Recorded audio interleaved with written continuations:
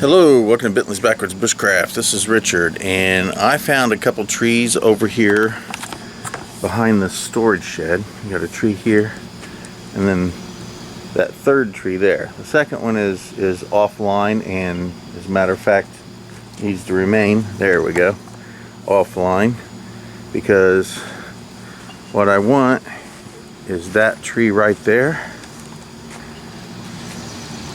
and that tree right there. And that's what I'm going to use to create a hammock. So let's get going. So here's a bunch of my hammock and tarp gear. I actually have 3 different hammocks. I'm not really a huge hammock camper, but I would like to start playing around with them and see if maybe I can become more of a hammock camper than I have been. So I have 3 hammocks. This Eco Trekker right here. This is the one that I've used the most. I really enjoy this one. I have this Grand Trunk right here. Now this one was given to me by a neighbor many years ago. He was going through his stuff and decided he was going to toss it out and gave it to me. And then lastly, I have this mosquito hammock. Let's see here, equipoutdoors.com, 1-person mosquito hammock by Equip. I have not even opened this yet. I've not even looked in there. Still got the tags on it. I haven't touched this thing, but this is the only one that I have that actually has a mosquito net on it. And I do want to get it out, but I'm not going to mess with this until I become a little more proficient with setting the things up. So the first thing I'm going to do is spend a little time today just kind of figuring out how I want to set these hammocks up for when I actually plan on using them. And because I've only set a hammock up once or twice, I'm not very proficient at it. So today is just going to be a play around and figure it out day, and once I get that taken care of, then I'll start worrying about actually doing it for real. Okay, the first thing is finding the trees. Now, ideally the trees should be anywhere from 11 to 15 paces away. The 2 trees that I'm going to be using today are 10 paces, so that'll be fine. I have an extended amount of mule tape, and what I'm going to do is create a loop on one end and make it large enough that it will fit around the tree and have some extended left over. So let me get that done. Okay, first of all, let's make our loop. So we're just simply going to loop over the tag end here, roll that around and make a loop, pull that through, just like so. There we go. I'm going to wrap it around the tree, bring it through, just like that. There's an extended amount, but that'll be fine. That'll be good for now. So now I'm going to do the same thing on the other tree. Another key is we're going to start with having this mule tape about head high. That's where I want to start at, about head high. Next, we're going to begin with this Eco Trekker travel hammock. We're going to pull this out, and I've already got some mule tape and a loofah. I guess this is, I don't know what you would call this. It's one of those little sponges that's attached to one of the little plastic things that's attached to a piece of wood, and you clean yourself with it. Anyway, I took it apart, made a really long snake skin out of it, and we're going to use this when we put our tarp up. But for now, that's just going to sit down. Pull out our hammock, and luckily these come with carabiners on either end. Alright, now that I've got that, I'm going to find where I want, and right now I'm not sure exactly where I want it to be, but the good thing is I can put this anywhere and it will be adjustable. So I'm going to get to the tag end. What I'm going to do is make a loop. Now I'm just going to twist this loop, and I'm going to stick my hands through here. I'm going to reach in and I'm going to regrip the actual cordage here. Whoop. And I'm going to pull it through that loop that I made. Now that is what I'm going to latch on to the carabiner.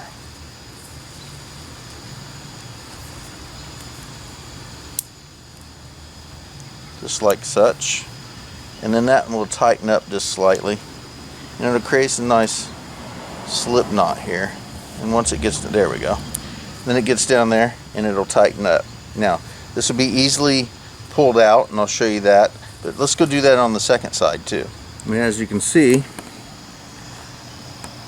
I've got both sides attached to the tree. Okay, so now I've got it leveled to where I need it. I just sit in here and just ease myself back a tad bit. There we go. So I'm sitting in a really good position because I'm sitting somewhat like I'm sitting in a chair. My feet are actually touching the ground like such, which is really nice and comfortable. So I can sit here. So I can sit here like I'm in a chair, or I can lift my feet up and then I can lay in it as a hammock. So I have that positioned. So now that I have that, we're going to run a ridge line. So it's attached with some mule tape, which is 1,800 pounds, to the tree.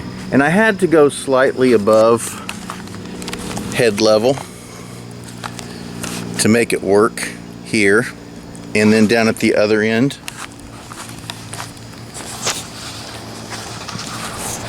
I ended up having to go really high because the cordage was a little bit longer. So now I'm just going to take this diamond braided rope from the Dollar Tree, 40 feet. I'm just going to open that up, and I'm going to run it from one tree to the other above the hammock. This end, I'm just going to make a knot, just like so. Run it around the tree and to the other side. Now, so that, let me just show you what I'm going to do after I get that. Once I have this knot in it, I'm going to put it around the tree, and then I'll show you what I'm going to do. I'm going to use this stick here. So basically what I'm going to do is, once it's around the tree, I'm going to use this loop, sit it onto the top of the cordage, and I'll pull the cordage through that loop, and then I will place a stick in there, and that will tighten up just like so, so that it will hold around the tree. I'm going to do that on both sides. Now I have the ridge line done. Very simple and easy, and it runs along all the way down to the other side of the tree here. And I didn't want to cut the rope in any way, so I just wrapped it around the stick and let it dangle here, because it's not always going to be that distance, so I don't want to cut the rope and then have too short of a rope later. So here we go. So now the ridge line is on. So let's check out the tarp. Now, this is a brand new 12 foot by 18 foot tarp that I purchased at a local store called Ollie's, and it was originally $10.99, and I don't know, it was like 15 or 20% off or something to that effect. But basically what I'm going to do is that right there to a great extent. So I do have another larger tarp right there, but it's massively huge. It's what I use for an actual large tent.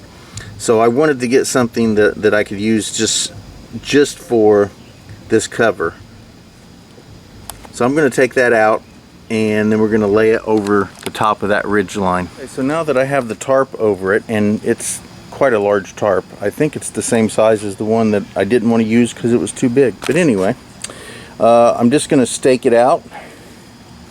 And it's looking like, I don't know if I have any, I think I do have some stakes and gear in the bottom down there. So I'm going to go ahead and stake that out, and I'll get right back with you. So it's staked out, and now I can get in there and I can show you what it looks like. So now what I need to do is I need to put some cordage right here. Now I don't have a grommet that's right here, so what I can do is find a couple small rocks, and I'll do that and I'll get right back with you. That was pretty easy. They were right at my feet. So all I'm going to do is take a small rock, stick it in here, and make a little, there we go. So now the rock is in the tarp. I'm going to take a piece of cordage, just going to make a loop.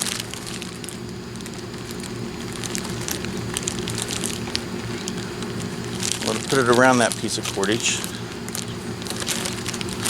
Tighten that up a little bit. Whoop. Tighten it right off of it.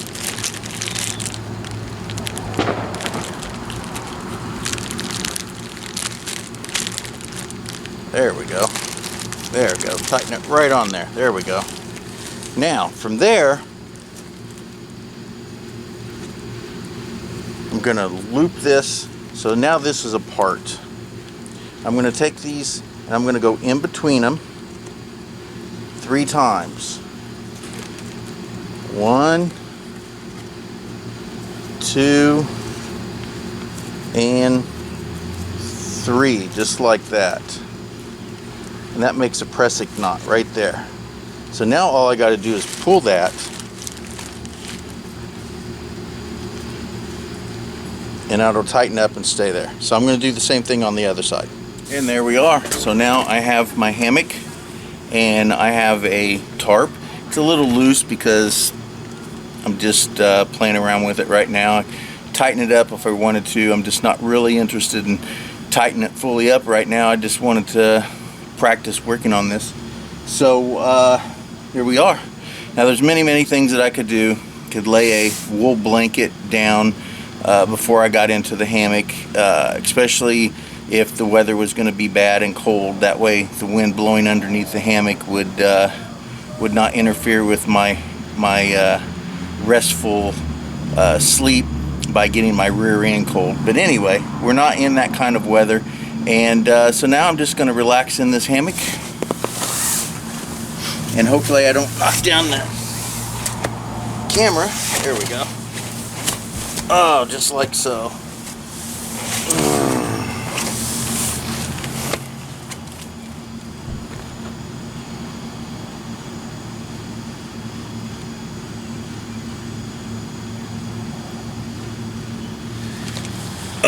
I just like sitting in it like this. I sit in it like a chair, and I'm just sitting here swinging. It's very comfortable. So anyway, this is the beginnings of some hammock trips that I hopefully will be doing soon. Start playing around with working on the hammock. Maybe the second or third time I've ever even tried to put a hammock up. So, you know, I'm going to get better at it. I'm going to learn some things while I'm out doing it, because the best way to learn to do something is to go out and do it. Make your own mistakes. Definitely learn from other people, but everything cannot be told to you. You're going to have to go out and experience this stuff to figure out what works best for you and what doesn't. So I suggest just going out and giving it a try. No matter what you do, try it, learn for yourself. So again, it's very basic, simple. I'm sure that there's plenty of hammock campers out there that is cringing right now, but as far as I'm concerned, this is a good start for me, and all I'm going to do is learn more.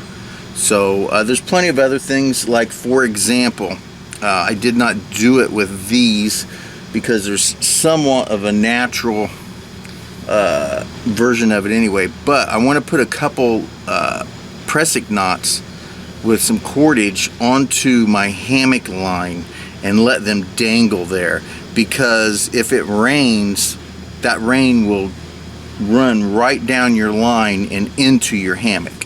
So and the one other time that I actually put a hammock out, I learned that the hard way.